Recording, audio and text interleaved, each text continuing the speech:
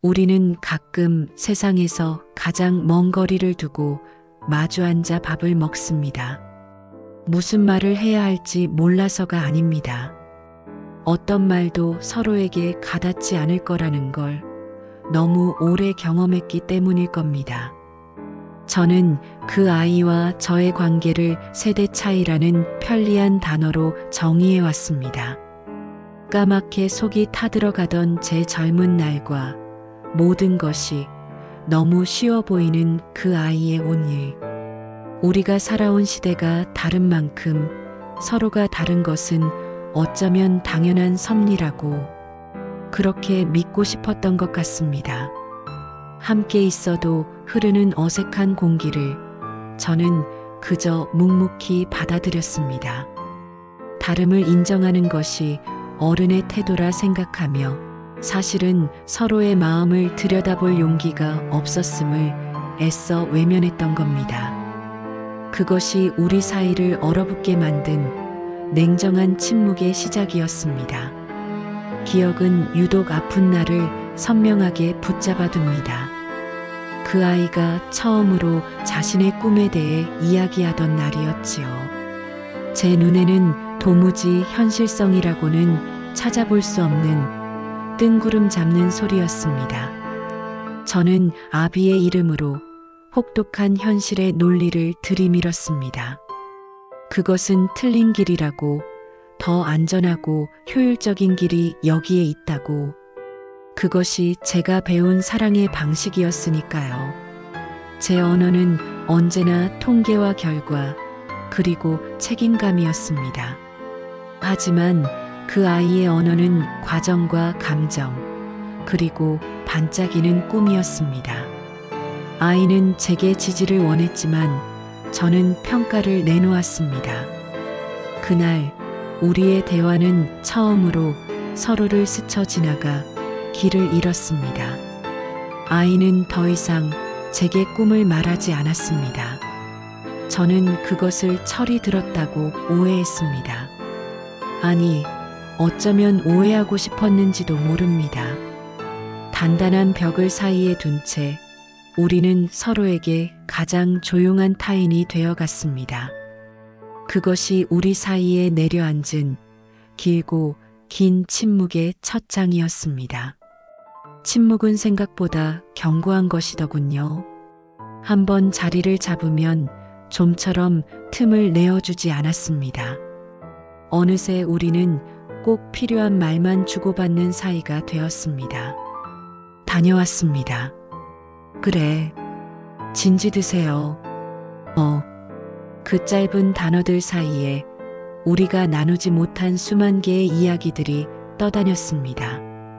밥은 먹었는지, 날은 춥지 않은지, 요즘은 뭐가 제일 힘든지, 그런 평범한 안부조차도 수화기 너머의 목소리에게는 세상에서 가장 어려운 말이 되어버렸습니다. 저는 그저 바쁘다는 핑계로 혹은 피곤하다는 이유로 그 아이의 침묵을 방관했습니다. 어른이 되면 다 저렇게 말이 없어지는 거라고, 나 역시 나의 아버지와 그러했다고 스스로를 위로했습니다. 시대가 다르니까. 이 네 글자는 참 편리한 변명이었습니다. 서로를 이해하려는 노력을 포기하게 만들고 서로를 모르는 사람처럼 대하는 이 모든 시간을 정당화해 주었으니까요. 우리는 같은 공간에서 서로 다른 시간을 살고 있었습니다. 그 침묵의 무게가 서로의 어깨를 짓누르고 있다는 사실을 까맣게 모른 채 말입니다. 계절이 몇 번이나 무심하게 옷을 갈아입었을까요? 오래된 책장을 정리하다가 먼지 쌓인 앨범 하나를 꺼내 들었습니다. 빛바랜 사진 속에는 무뚝뚝한 표정의 제 아버지와 그 곁에서 어색하게 웃고 있는 젊은 날에 제가 있었습니다. 사진 속의 저는 지금의 제 아이와 꼭 닮아 있었습니다. 그 시절 저도 아버지에게 인정받고 싶었습니다. 제가 얼마나 잘하고 있는지 칭찬 한마디를 듣고 싶었습니다. 하지만 아버지는 언제나 그 정도는 다 아는 것이라며 제 어깨를 밀어내셨지요. 그것이 아버지의 사랑 방식이었음을 저는 너무 늦게 알았습니다. 그때였습니다. 앨범 귀퉁이에서 작은 쪽지 하나가 떨어졌습니다. 제 아이의 서툰 글씨였습니다. 몇 년 전 제가 크게 알아누웠을 때 아이 몰래 책상 위에 두고 갔던 영양제 통에 붙어있던 쪽지였습니다. 아빠 아프지 마. 그 짧은 문장을 읽는 순간 단단하게 얼어붙었던 가슴 한구석이 무너져 내렸습니다. 나는 그 아이에게 어떤 아버지였을까요? 늘 틀렸다고 말하고 늘 부족하다고 다그치던 아버지였습니다. 세대 차이라는 말로는 도저히 설명되지 않는 뜨거운 것이 목구멍을 타고 올라왔습니다.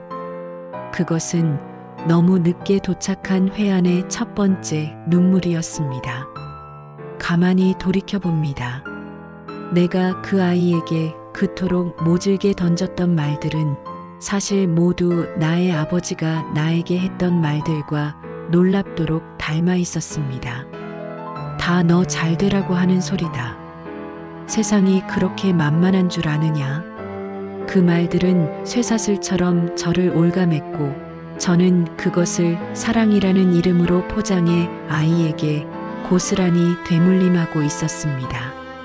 나는 희생과 책임감이 사랑의 전부라 믿었습니다. 내가 뜬 눈으로 밤을 새워가며 가족의 생계를 꾸렸듯 그 아이도 마땅히 현실의 무게를 견뎌야 한다고 생각했습니다. 하지만 아이가 원했던 것은 어쩌면 든든한 울타리가 아니라 넘어져도 괜찮다고 말해주는 따뜻한 손길이었을지 모릅니다. 나의 사랑의 언어는 희생이었고 아이의 사랑의 언어는 공감이었습니다. 나는 내 방식대로 사랑을 주면서 아이가 왜 그것을 받지 못하는지 답답해했습니다. 아이는 제 방식대로 사랑을 구하면서 내가 왜 그것을 주지 못하는지 원망했을 겁니다. 우리는 서로 사랑하지 않은 것이 아니라 서로의 언어를 몰랐던 것입니다. 이 늦은 깨달음이 회한이 되어 가슴을 무겁게 짓눌렀습니다. 늦었다고 생각했을 때 정말 늦어버리기 전에 무엇이라도 해야 했습니다. 평생을 써온 나의 낡은 언어가 아닌 그 아이의 서툰 언어로 아주 작은 말이라도 걸어보기로 결심했습니다. 수십 번을 썼다 지우다 어색한 문자 메시지 하나를 보냈습니다. 오늘 저녁? 시간 있느냐? 왜요? 짧은 답장이 돌아오는 데까지 걸린 시간은 고작 1분이었지만 저는 그 1분을 1년처럼 느꼈습니다. 그냥 내가 전에 좋아한다고 했던 그 찌개가 먹고 싶구나. 미안했다는 말은 차마 목구멍을 넘어오지 못했습니다. 그 말은 어쩌면 이 모든 잘못을 인정하는 것이 두려웠던 나의 마지막 변명일지도 모릅니다. 그저 따뜻한 밥 한 끼, 서툴고 볼품없지만 그것이 제가 내밀 수 있는 화해의 유일한 손길이었습니다. 사오지 마요. 내가 사갈게. 그 무심한 듯한 답장 속에서 저는 아주 오랜만에 작은 온기를 느꼈습니다. 어색하게 마주 앉은 저녁 식탁 위로 김이 모락모락 피어올랐습니다. 여전히 우리는 대화에 서툴렀습니다. 날씨 이야기, 요즘 물가 이야기, 중요하지 않은 말들만이 밥 공기 위를 맴돌았습니다. 하지만 이상하게도 예전처럼 불편하지 않았습니다. 제가 먼저 세대 차이라는 말을 꺼내지 않아서였을까요? 그 아이를 요즘 애들로 규정짓지 않고 그저 나와는 조금 다른 시간을 살아온 한 사람으로 바라보기 시작해서였을까요? 그때 아이가 숟가락을 잠시 내려놓고 덤덤히 말했습니다. 아버지도 참 힘들었겠어요. 예전엔 아버지가 왜 저렇게 사나 이해가 안 됐는데 요즘은 조금 알 것 같아요. 그것도 아버지의 사랑 방식이었다는 거. 우리는 서로 다른 언어를 가진 외국인이었습니다. 오랜 시간 서로의 말을 알아듣지 못한 채 서로에게 상처를 주고받았던 겁니다. 그날 밤 우리는 처음으로 서로의 다른 언어를 인정했습니다. 그리고 아주 조금 서로의 말을 배우기 시작했습니다. 그제야 모든 것이 선명해졌습니다. 진짜 문제는 시대가 아니었습니다. 우리는 그저 사랑의 언어가 달랐던 겁니다. 저는 왜 그토록 밥은 먹었느냐고만 물었을까요? 그것은 저의 아버지가 제게 사랑을 표현하던 유일한 방식이었기 때문입니다. 먹고 사는 것이 가장 중요했던 시대를 관통해온 아버지에게 밥은 사랑과 동의어였습니다. 저는 그 언어밖에 배우지 못했습니다. 그 아이는 왜 그토록 제 안부를 귀찮아했을까요? 그 아이에게 사랑은 공유였습니다. 무엇을 먹었는지 보고하는 것이 아니라 오늘 하루가 어땠는지, 무엇이 기쁘고 슬펐는지 그 감정을 함께 나누는 것이었습니다. 나는 제공하는 것이 사랑이라 믿었고 아이는 공유하는 것이 사랑이라 믿었습니다. 우리는 서로 다른 사전으로 서로에게 사랑을 고백하고 있었던 겁니다. 그리고 서로가 그 고백을 알아듣지 못한다며 상대를 탓했습니다. 얼마나 오랜 시간을 그렇게 어리석은 오해 속에 갇혀 있었던 걸까요? 모든 오해의 조각들이 제자리를 찾아갔습니다. 이해할 수 없었던 그 아이의 과거 행동들, 방문을 걸어 잠그던 그 날카로운 반항이 사실은 제발 아빠, 내 말을 좀 들어주세요라는 간절한 신호였음을 깨닫습니다. 꿈을 포기하던 날의 그 깊은 침묵이 실은 가장 믿었던 사람에게 받은 상처의 고통이었음을 알게 되었습니다. 아이는 저와 싸우고 싶었던 것이 아니라 그저 제 곁에 있고 싶었던 겁니다.